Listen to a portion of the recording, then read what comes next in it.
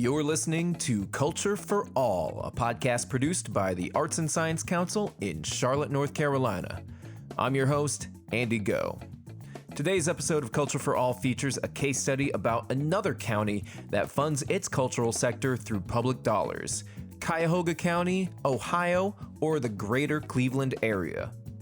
In 2006, Cuyahoga County voted to fund their cultural sector via a sin tax, a 30-cent tax on each pack of cigarettes sold. The passage of this tax forced Arts Cleveland, the public body governing arts and culture, to split responsibilities with the newly formed Cuyahoga Arts and Culture, or CAC. CAC was tasked with fundraising and grant making, while Arts Cleveland took on a purely advocacy role. A decade after the original passage of the tax was renewed at a nearly unanimous 85-15 split. Much of the credit for the support of the renewal came down to the trust the two organizations built in the public funding during that time. In this episode, we'll hear from the leaders of Arts Cleveland, CAC, and other arts contemporaries about how their situation in 2006 is similar to the decision we face today in Charlotte-Mecklenburg. But first, we're going to hear from Catherine Mooring, SVP of Community Investment for the Arts and Science Council, about why we chose Cuyahoga County as a case study. Catherine? Thanks, Andy. So one of the reasons we've taken a really close look at Cuyahoga County as a model for this type of public investment is that this community was in many ways similar to Charlotte-Mecklenburg back in 2006 when they decided to take on this issue of designated public funding for the arts community. They too were seeing some declining private fundraising. They were seeing patterns of giving changing in the cultural sector, and recognizing that to really invest at the broad level that was required by all levels of arts and cultural institutions in their community, they needed to think about a more sustainable funding source over a period of time. In that case, it's a cigarette tax, which is obviously from the outset different from what we're looking at here in Charlotte-Mecklenburg with the sales tax. There was a lot of excitement in the community at that time about the potential of the dollars that could be raised through this type of designated revenue. The challenge that the community has grappled with subsequently is that it's actually a tax that's declining as cigarette consumption is declining. And so it's created sort of an unintended set of consequences for arts organizations and funders in the community to figure out how do we grapple with a declining source of revenue. The exciting thing about the sales tax is that the projections are that this could be something that continues to grow, particularly as the Charlotte-Mecklenburg population continues to grow and Charlotte becomes more of a regional magnet for tourism and visitation and all the things that help generate additional sales tax dollars.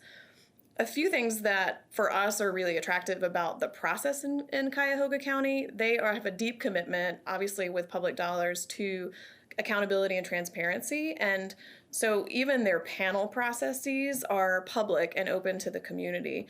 ASC has traditionally not had public panels for particularly our operating support investments. We have piloted an online streaming panel in the past year, almost as a test to see how it might work going forward. But we're really intrigued by the idea of having an open panel process that would allow both organizations who are under consideration for funding and the broader community to actually just sit in and listen in on the panel deliberations, kind of understanding the process in a way that's much clearer than sort of just reading a press release at the end and seeing a series of funding decisions that they don't really understand what happened behind the curtain, so to speak. We benefit here in Charlotte and Mecklenburg County from having an organization like ASC that has been doing this work for over 60 years. There's a lot of expertise and sort of process that's been established over that time. And in many ways, we've been a model in the grant-making space for many of our peers around the country.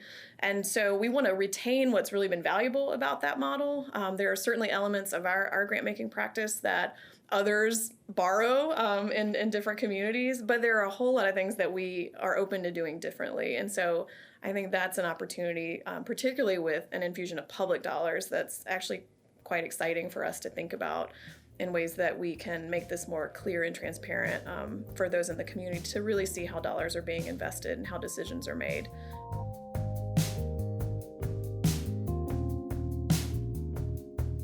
everything. My name is Jill Paulsen, and I am the interim director and CEO here at Cuyahoga Arts and Culture. Well, CAC, first and foremost, we're a public agency, meaning we're here to serve residents and the arts organizations that we fund. So we do primarily our work through grant making. That means we provide operating support grants and project grants to about 250, 300 plus organizations a year. We also provide support to artists, and we offer a great calendar for residents and a way to kind of be a megaphone, if you will, for all the arts organizations here in town. We want to make sure that residents who are paying this public tax get connected to the amazing arts and culture that we're able to fund. Well, Arts Cleveland, we were created in part by them nearly 13 years ago with the creation of the cigarette tax, or the public tax through which we get our revenue.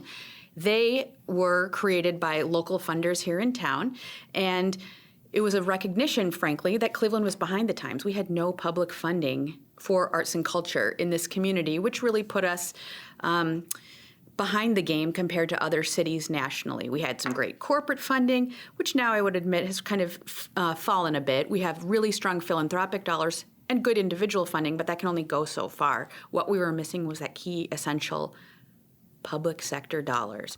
That's Jill Paulsen of the CAC. She says that public funding was clearly something the county was in need of in the years leading up to the vote. We saw it as just like the missing link. You can't really have a strong community if you don't have public sector support for, regardless if you're talking public health, if you're talking good roads, if you're talking about healthy communities, and healthy communities, I think for us also includes arts and culture. So it meant we needed to pull together and do a lot of work. I also spoke with Megan Van Voorhis, president and CEO of Arts Cleveland. She says that many of the issues Cuyahoga County was facing in 2006 were similar to the issues we face here in Charlotte-Mecklenburg today. My name is Megan Van Voorhis, president and CEO of Arts Cleveland. We kind of knew ahead of time there was no public funding for arts here, so we knew that people were going to be concerned about how the funding was distributed. This is really important because there was an immense amount of frustration around county government and concern over corruption, which later did get ferreted out, like people walking into the county office, taking FBI, all this stuff. Massive mistrust of county government just generally. Megan provided me with some great context around the years leading up to the 2006 vote. It took us about 10 years overall to get that done. So our formation as an organization happened in the mid to late, like 1997. And it was in response to a study that was done by the Cleveland Foundation that was looking at how to sustain the performing arts assets that were here. And there was really pretty serious concern about our ability to sustain this really wonderful historic arts and cultural sector that had been developed due in large part to our economic success in the early 1900s. I mean, that's where it comes from. As things changed from an economic perspective, globalization, our manufacturing asset base, competition globally, big issue, that a lot of our corporate headquarters had sort of moved away. And so with them, they took their donors, they took their board members, they took their participants. And so, you have this legacy arts and cultural sector that is really at risk financially. I mean, at the time, donors were being asked to write checks. I had heard stories of someone opening up a line of credit for an organization, a personal line of credit, to help meet payroll. I mean, these were some of the issues that the community was facing, and the foundations were sort of sitting there saying, how are we going to hold this up? We can't do it alone. We really need something else. So that study basically said there were two things that needed to happen. One was that there was no regional arts and cultural plan. And two, that there's no source of public funding. There's no public sector partner. So because of our past, we never really developed that public sector stream that had developed in so many other cities like ours. I think we were the only city of our kind of this size that didn't really have that. So that piece of the puzzle was missing. The question then became about how do you, in a city that has benefited from this rich tradition of arts and culture for hundreds of years or 100 years, now infuse a public sector stream to be able to maintain it. So our organization was formed to solve that problem. So we said, okay, the answer isn't just an airdrop of cash for the arts and cultural community. It really is about changing the way people think about arts and culture, where it's going, and how public funding actually is a part in terms of moving that community agenda for arts and culture forward. So the first few years of our work were designed to bring everybody together around this idea of arts and culture, help people understand what its value was here, and begin to then help articulate and position people around why the asset needed additional support. Arts Cleveland, as Megan explains, works in an advocacy role to promote arts and culture, but does no grant making or grant writing. So Arts Cleveland is really the service organization for arts and culture in Cleveland and Cuyahoga County. So we don't make any grants to anyone. Our job is largely about providing core technical assistance to individual artists and arts and cultural organizations, consulting with them, listening to them. So that's one of the functions. We do a lot of research on arts and culture, and we engage in a lot of advocacy. In 2015, when the sin tax was up for renewal, it passed with a near unanimous 85-15 split. I asked Jill about what she thought was behind the overwhelming support from the community.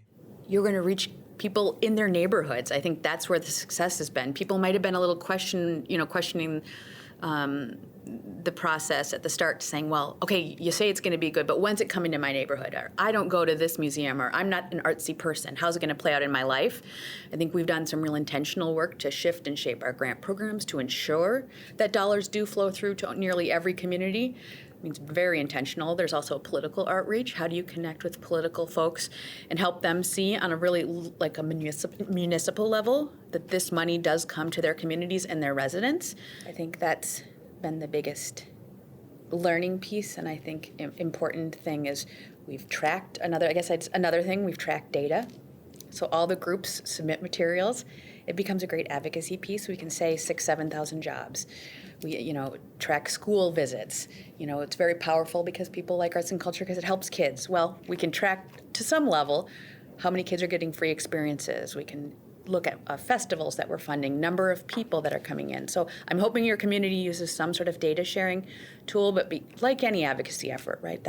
You want to base it in data. We do have good stories, and then you humanize it by just demonstrating the power of individualized stories, which is what you're doing today. If we can't demonstrate that we're here for everyone, I think it'd be hard to push forward for other votes. So Megan says that everyone involved in the process, from advocates to grant writers to the artists themselves, felt a responsibility to create a public good with the funding from the tax.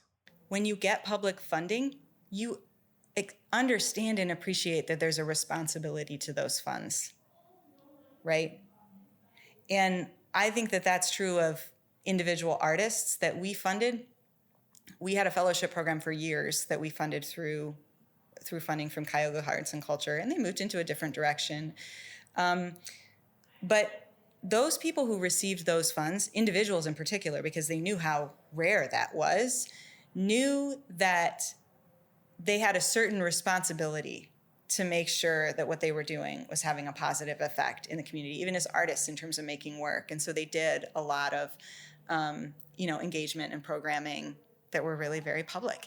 They got it. They wanted to make the best investments so that they could contribute in their way. And I think arts and cultural organizations feel that way too. Jill says that the public funding not only helped to stabilize the cultural sector, but it also didn't discourage philanthropic giving either. We're able to find that good news, private funders didn't back away from funding arts and culture when public funding came on the scene. So I hope that's an important discussion that you're having locally, is getting those commitments from your philanthropists and foundations, family funders, and community foundations to say, hey, now that we've got this awesome and amazing public tax, please don't back away. There will be continuing need. So I think that was an exciting thing to see, is that we kept the philanthropy at the table, but we have significant losses in corporate as well, and I would say probably even we didn't have as many as you might have currently.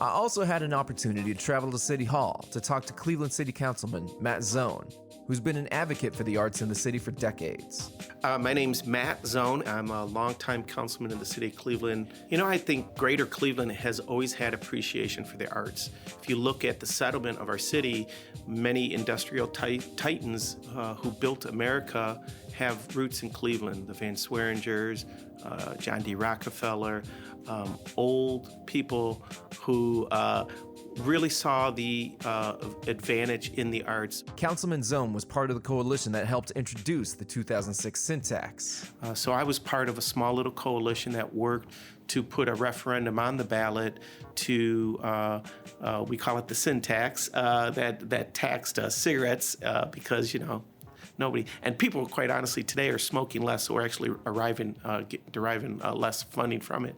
But needless to say, we, I think, made the case as to why this was a good investment and a wise investment, and the voters overwhelmingly supported it and passed the levy in 2006. The benefits of the tax have been tremendous, Zone says. Dedicated funding for arts organization is an essential mechanism that is needed. There are a lot of arts-based organizations, and I'm going to talk first more about the smaller arts organizations, then I'll talk about our bigger organizations in our city, often operate on shoestring budgets. And when you can create a dedicated pipeline of funding that goes just for operational dollars, arts organizations can do amazing things. Based upon funding these arts organizations, they've been able to grow capacity. Now they've been able to use those dollars to help with the day-to-day operations of their organization. And often when you seek and get a grant, it's tied to something. You have to have a deliverable. It's an educational grant or it's an outreach grant. And a lot of the back office stuff and a lot of the other activities that surrounds running an arts organization is not eligible for some of those reimbursement expenses.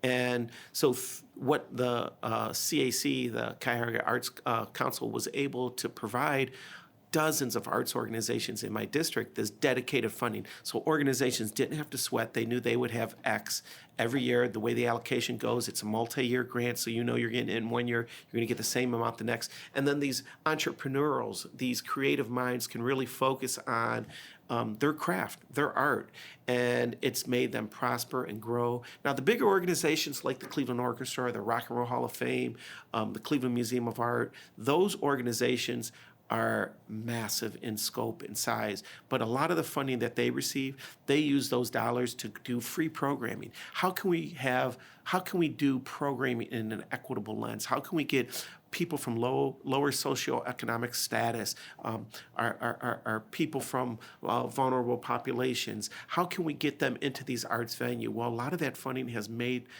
access to these venues free. I know that there's an arts organization, Cleveland Public Theater, in my organization. I'd encourage your listeners to just Google Cleveland Public Theater. They use their funding. They created a program. It's called STEP. It's a student theater enrichment program where they hire students and they work all throughout the summer and they write and perform an original play that they create alongside professional actors. And then they go into public spaces throughout the month of August, and they do, I think, 14 or 15 shows in public settings, all open and free. It is transformational. It has changed these children's lives. Majority of them are people of color who are performing in these venues, and they've been inspired by being exposed to arts. Many of them have come out of bad situations and have really thought, gosh, I could probably go on to college, or maybe I could make a career in this. And it's changed their way of thinking because now they've been exposed to arts in a unique way that but for this dedicated public funding, it wouldn't have happened. Zone says that outreach and education were key to getting the message out in 2006 and in the decade after to earn renewal. From when the levy first passed until the renewal came up, we were very intentional about outreach and education, and all the arts organizations that received the funding did extreme community outreach to help people understand the value of what the arts provide. And I think that residents of our county saw that value, that great value. And so it was an easier sell the second time around. And I'm thankful that we did increase the tax because ultimately today fewer and fewer people are smoking. And that's why we had to do that. But at the same time, more and more people are now employed in this arts sector, and it is really lifting up the entire local economy. Although it's in decline because of the fewer numbers of smokers, the dedicated revenue from the sin tax is so crucial. If it were to go away, Councilman Zone says, it would be a shock to the county's system. If our funding stream, our public funding stream for the arts went away, you would have dozens and dozens, if not, I shudder to say what that number would be, but it would be a large number. You would have organizations going out of business. And the city and the county would have to make hard decisions. You know, we are all strapped fiscally. We're all trying to live within our means, municipal budgets, county budgets. In order to keep and to sustain this work, you need a dedicated streaming of fund. And so I just don't want to think about a moment when that funding wouldn't be there. You know, with the growing economy that Charlotte-Mecklenburg area has, I mean, one of the hottest growing regions in our country, it is of absolute necessity. If you want to keep the vibrancy there, you want to attract the creative class and keep them in Charlotte, because there's so many creative people there. I'm friends with the mayor. I know Mayor, Vi, and most of your council members on the Charlotte-Mecklenburg Council. The best thing that they could do is lift up that community by creating a cool, hip, funky community and really support and accentuate the arts. If not, they're going to leave that area and they're going to go to cooler parts of the country. And if they do, I hope they come to Cleveland. During our time in Cuyahoga County, we also talked to other members of the arts community who had benefited from the public funding the cigarette tax provides.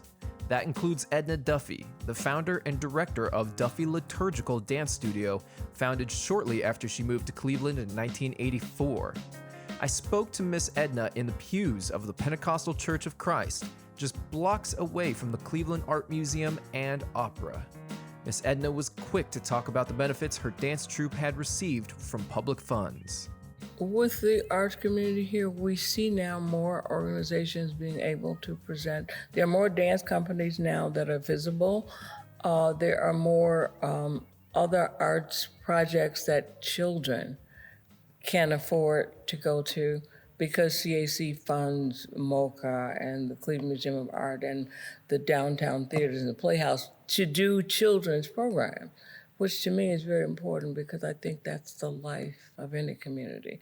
Because of CAC, there are places that they can go where they can be. We did one where we did tutoring, dance, and music. So they would go in dance class, but there are people over here tutoring them, then they would change.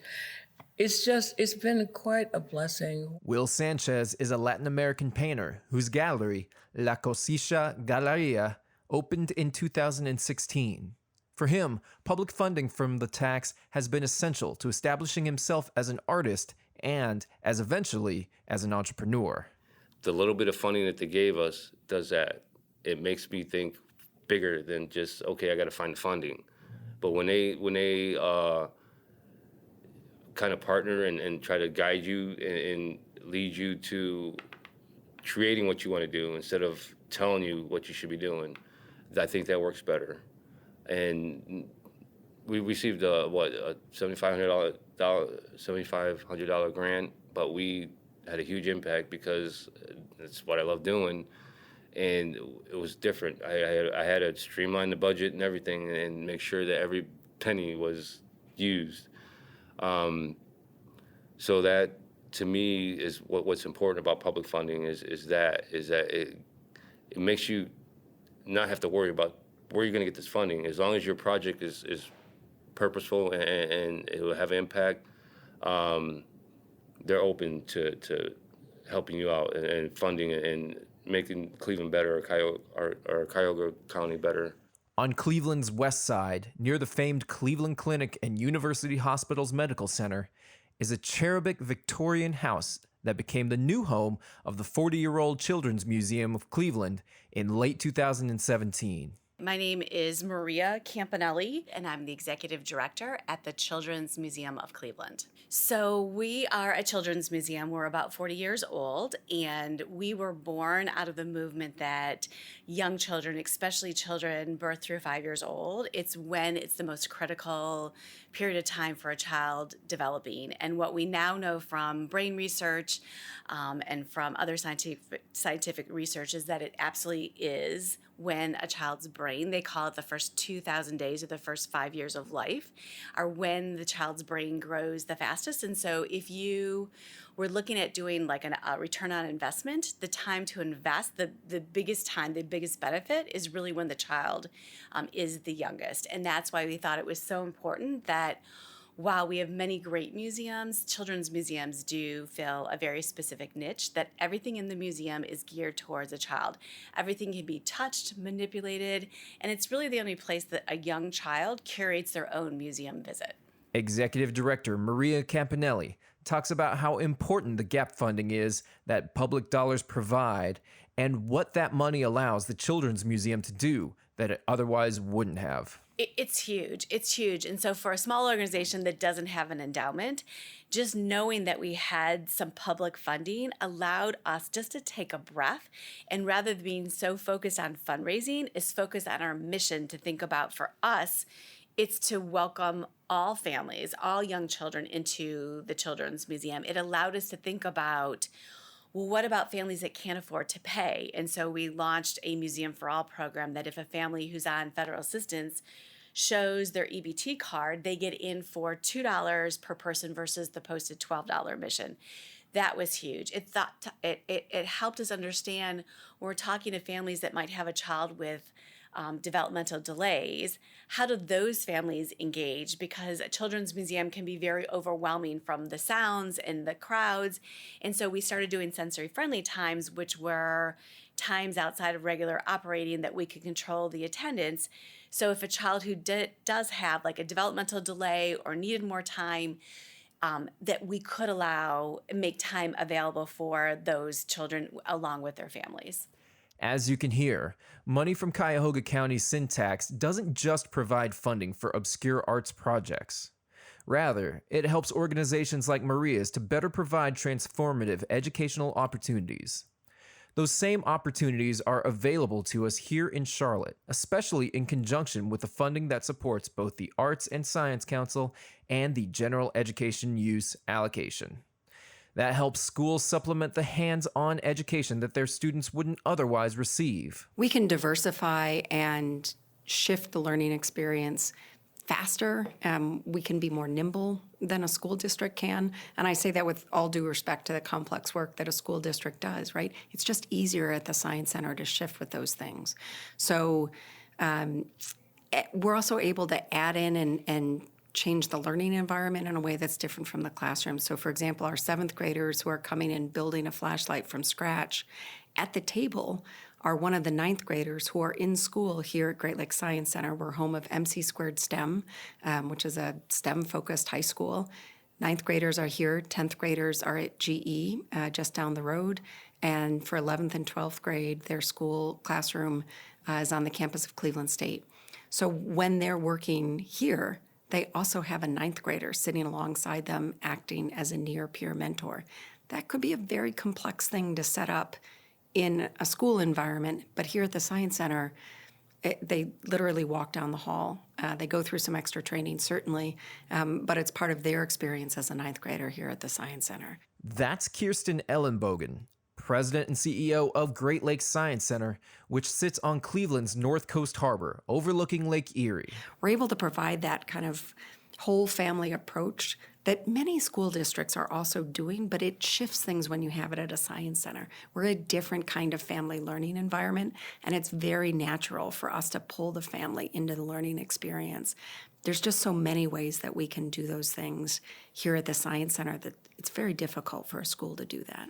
Public funding has helped Great Lakes Science Center become a signature experience for visitors to Cleveland.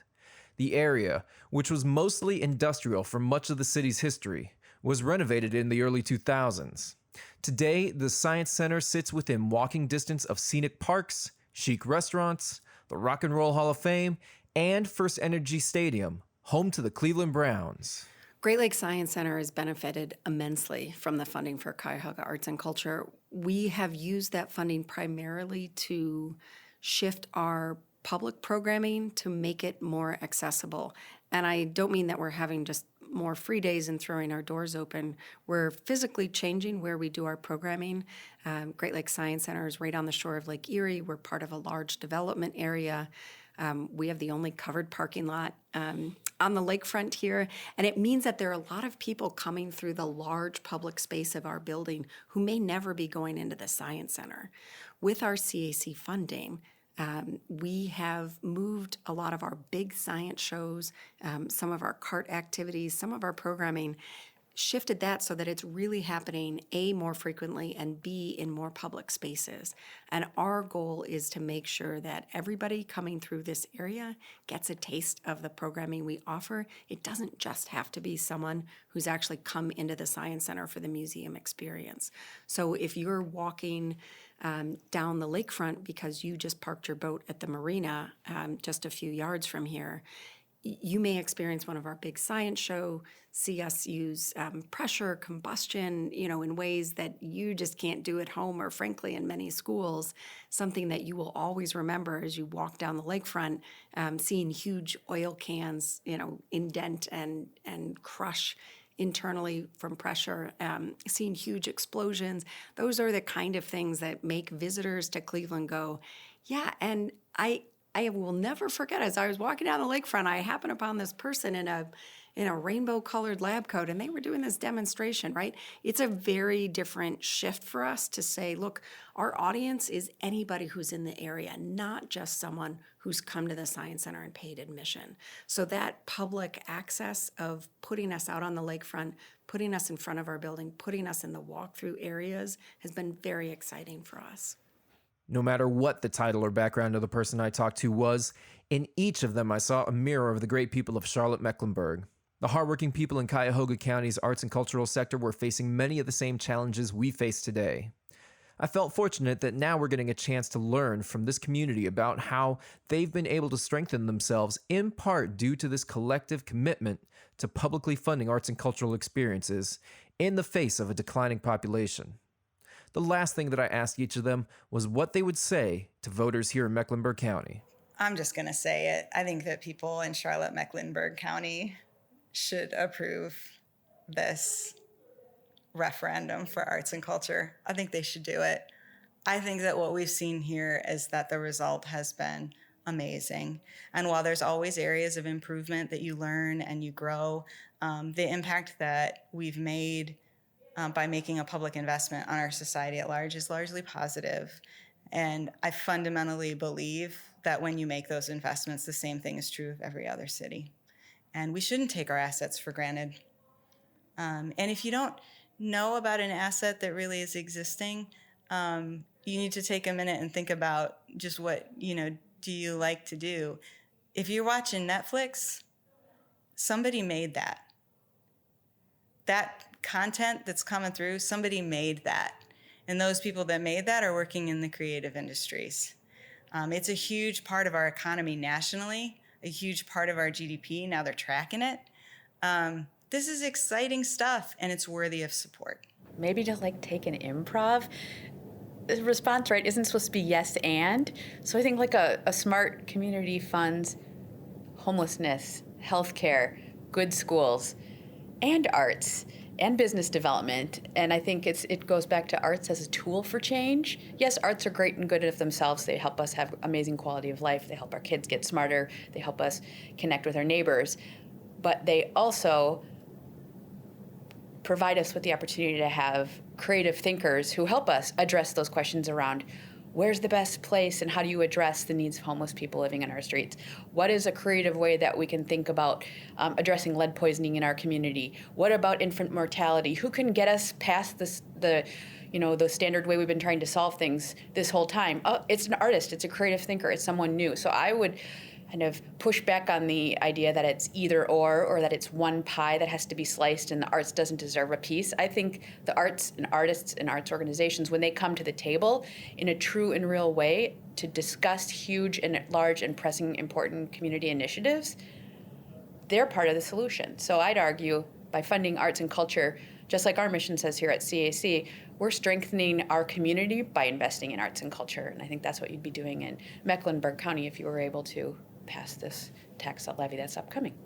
You know, for those listeners who are skeptical, tweet at me at ZoneMatt, and I'll personalize my response. But you have a unique opportunity to really create love and acceptance and tolerance in your community.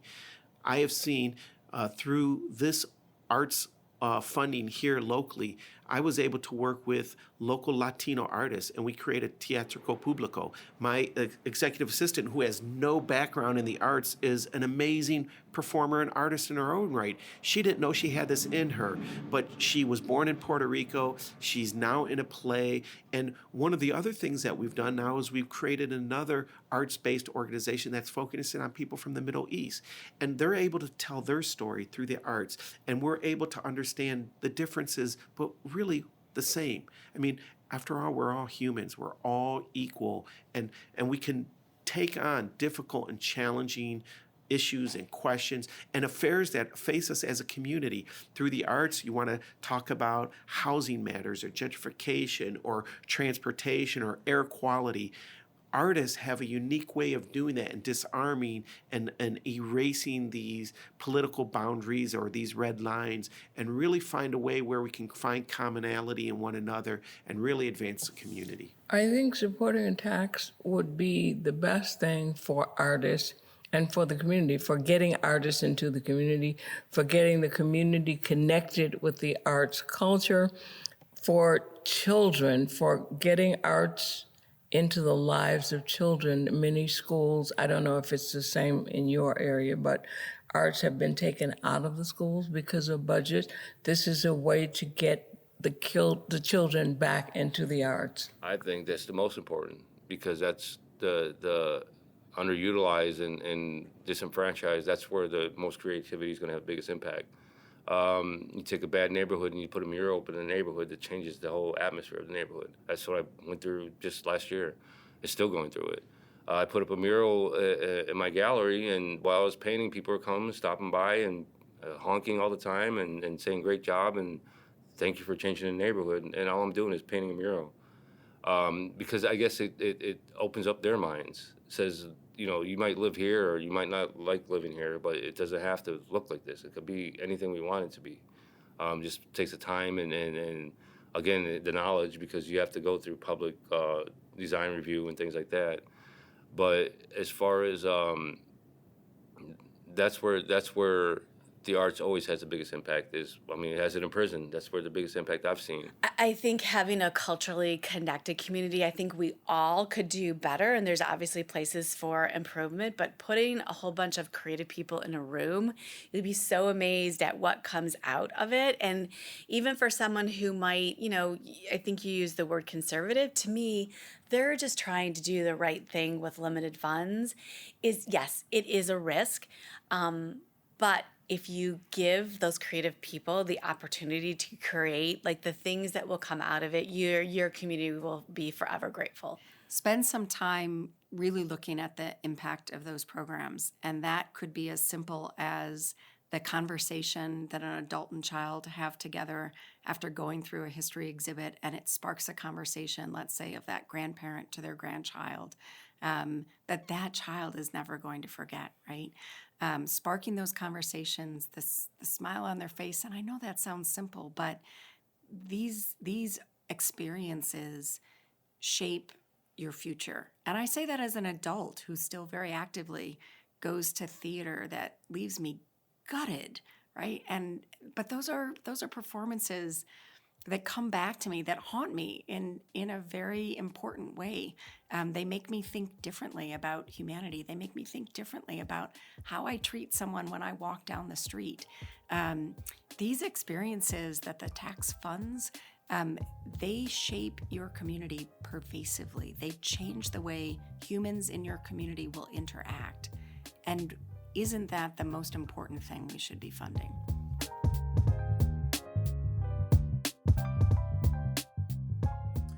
So, what are some conclusions we can come to from our friends in Cleveland? First of all, a couple of key differences. Cleveland is a traditionally bigger city facing a population decline, while Charlotte is a traditionally smaller city facing a population boom. Second, they're funding their arts through a tax on cigarettes, the revenue from which should only continue to decline. The Arts and Science Council is proposing we fund our arts through a sales tax on retail purchases, the revenue which should only increase given the increase in population. Now, some similarities. Both counties were and are in need of dedicated public funding to support the arts and cultural sector, due in part to a decline in private giving through workplace campaigns. Both counties were and are skeptical about county government, the public value of the arts, and the transparency behind the allocation of funds. When we take a look at Cuyahoga County, we can see that they faced similar challenges to the ones we face today. We can benefit from looking at the results of their public funding model and considering how it can benefit our own community. The sin tax has generated public revenue that clearly has benefited Cleveland's art scene on multiple levels, from individual creatives to small and mid-sized organizations to the biggest institutions in town, and even the education system. The funding has touched neighborhoods all around the city, helping to lead to a community revitalization. For the residents themselves, smoking rates have even declined, contributing to greater overall levels of health. However, as revenues from that tax decline, our contemporaries in Cleveland will need to continue to search for ways to fund these integral cultural experiences. With a sales tax, Mecklenburg County stands to benefit from the continued growth of our population. That expanding pool of money means more opportunities for children, seniors, artists, educators, and all of Mecklenburg County residents. Cleveland's arts and cultural sector has been able to build trust in the public with outreach, education, and showing specific examples of the public funds in action. The Arts and Science Council knows trust is key in this initiative, which is evidenced by the restructuring the ASC has committed and is required to undergo should the tax pass. The ASC's restructured board would consist of county elected officials, county board appointments, city elected officials, city council appointments, representatives from the northern and southern towns, and appointments from the private sector, including regional, foundations, and economic development representation. Again, this would only happen if Mecklenburg County residents vote for the tax, which we urge you to do on November 5th. As a reminder, the language that you will see on your ballot will not mention the sales tax's purpose.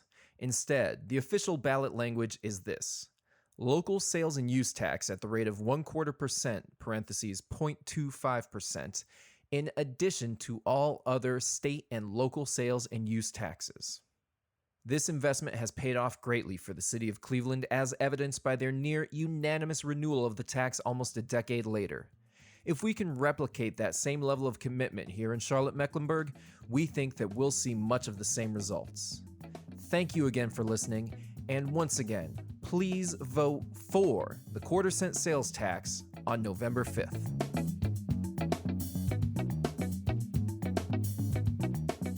Thanks again to Jill Paulsen, Megan Van Voorhis, Matt Zone, Edna Duffy, Will Sanchez, Maria Campanelli, and Kirsten Ellenbogen for speaking with us. And thank you, the listener, for tuning in to the Culture for All podcast. Now that you've heard directly from advocates of this tax, please take that information with you when you go to vote November 5th. Your voice is a critical one in determining the future of our community. Don't forget to listen to the other episodes in the Culture for All podcast series.